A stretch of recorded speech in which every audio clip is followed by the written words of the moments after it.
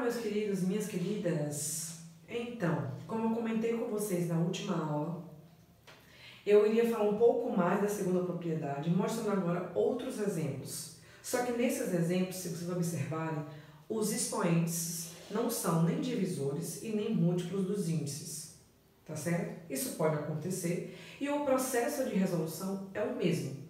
Qual era esse processo de resolução? Se você retomar a aula anterior, você vai ver que a segunda propriedade exigia que a gente procurasse o maior divisor comum entre o expoente e o índice. Então vamos lá. No primeiro, eu tenho um expoente igual a 6 e o índice igual a 4. Nesse caso, quem seria o nosso divisor em comum? Nós temos aí o maior divisor comum entre eles é o número 2. Então, eu pegaria tanto o meu 6, iria dividir por 2, assim como o meu 4. Desta forma, nós vamos ter como a nossa resposta. Repetir aqui a nossa raiz. Vou botar aqui um pouquinho maior. O 6 dividido por 2 vai se tornar, então, o nosso índice 3. O 10 continua aqui do jeito que ele estava. E o nosso expoente, que era 4, ao ser dividido por 2, se torna 2. Então, nós temos como resposta uma raiz cúbica de 100. E a gente para por aí, tá? Não tem mais como resolver, a não ser que você tivesse uma calculadora para encontrar esse resultado. No segundo, já vou colocar aqui a minha raiz e o meu 3. Vamos modificar agora o nosso índice e o nosso expoente. Pergunta: qual é o maior divisor comum entre 15 e o 10? O maior divisor comum entre o 15 e o 10 é o 5. Então, eu vou dividir por 5 aqui e por 5 aqui. O meu índice, que era 15, ao ser dividido por 5, se torna 3. E o 10, ao ser dividido por 5, se torna 2. Eu sempre tenho que dividir pelo mesmo valor, tá certo? Então, eu vou ter aqui a raiz cúbica de 9. Novamente, eu vou parar aí, eu não faço o cálculo, a não ser que eu queira usar uma calculadora.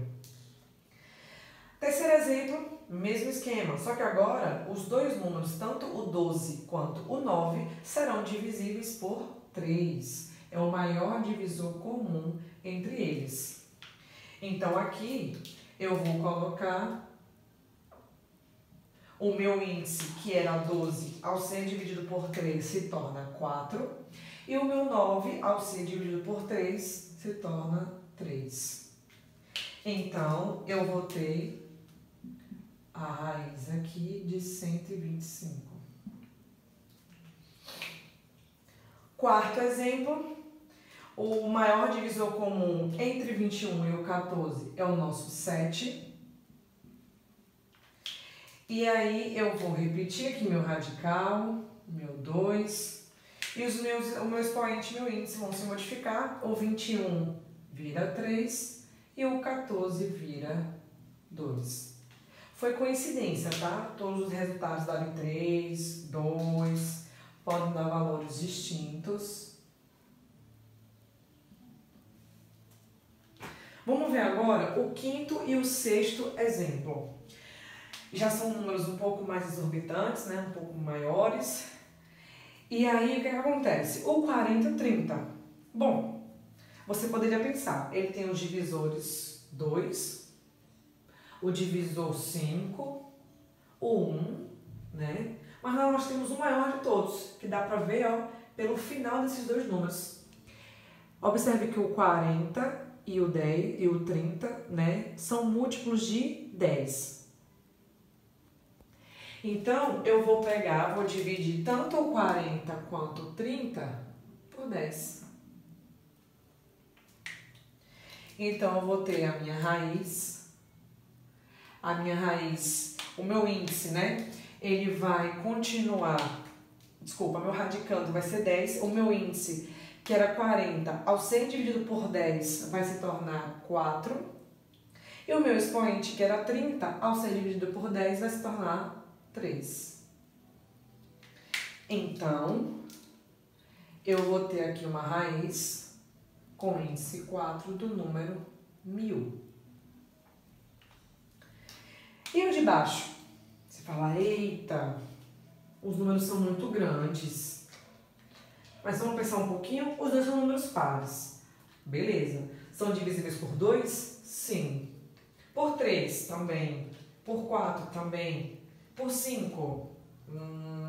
Só o 120, né? Por 6? Também. Eles têm vários divisores em comum. Mas você tem que pensar no maior de todos, o maior possível.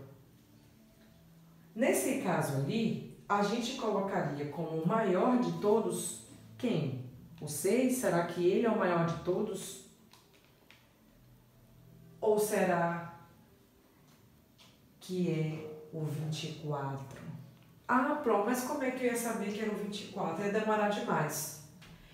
Vamos lá, eu vou fazer de uma forma como provavelmente muitos que estão assistindo fariam. Pegaria um número menor do que 24, exemplo, o 12. Então, se eu pegar aqui e divido por 12, eu encontraria na minha raiz o 120, ao ser dividido por 12, se torna 10. Vou repetir aqui o meu radicando. E o meu expoente, que era 48, ao ser divisível por 12, vira 4. Se por um acaso você não conseguiu encontrar o maior divisor comum, botou um outro menor, não tem problema. O importante é que você consiga simplificar essa raiz o mais rápido possível e da maior forma possível, né? Então, ali, ó, eu escolhi o 12 não é o maior divisor comum entre eles, mas vamos dizer que você não conseguiu chegar no número 24, que é o nosso maior divisor. Então, o que é que vai acontecer? Ao dividir o 120 por 12 e o 48 por 12, eu encontrei como resposta o índice 10 e o expoente 4. Mas observe que eu consigo dividir mais o 10 e o 4. Eu consigo simplificar eles mais. De que forma? Dividindo tanto o 10 quanto o 4 por 2. É o maior divisor comum entre eles. Então, você pode ir testando a raiz por raiz até chegar em um número final. Não tem problema, tá? Então, o meu índice vira 5 e o meu expoente vira 2. Nesse caso, eu vou ter, então, como resposta a raiz quinta de 4.